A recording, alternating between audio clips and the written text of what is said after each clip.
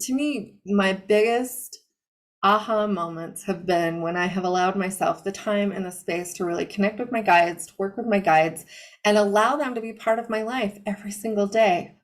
I think it's important that we allow them to come in and work with us.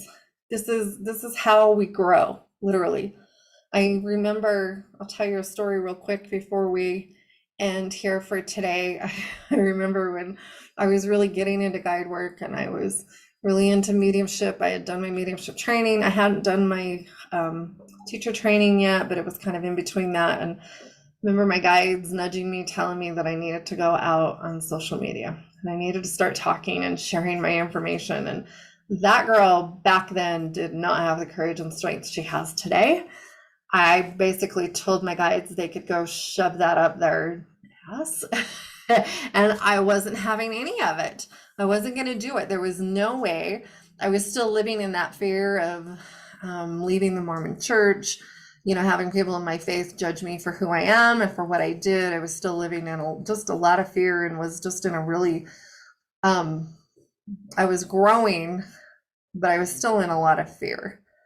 And I remember I went and I talk about this in my book. If you haven't read my book, it's kind of my story of stepping into mediumship. That I talked about this in my book where I finally I went to one of my mentors and I said, look, this is what I'm being told to do. What do I do? And she looked right at me and said, when spirit talks, you need to listen. And I just wanted to smack her. I wanted her to say, no, you're scared. Maybe you're not ready. Maybe you need to do something else. Maybe. And so I did. I took a plunge. And I remember that's when I started my group. I decided to do it in a way that I felt safe because I still needed some safety and security. So I started a group where, people had to be invited. It was kind of a private group. And I just started there and I really started working my way through. And it has been one of the best things. It's evolved a lot since then. That was several years ago. I started out as Gina Strole medium. Now I've moved into Gina Strole intuitive healing. It's evolved over the years, but it really has been one of the best things that I could have done for myself. It was one of the biggest growth spurts I've probably ever had.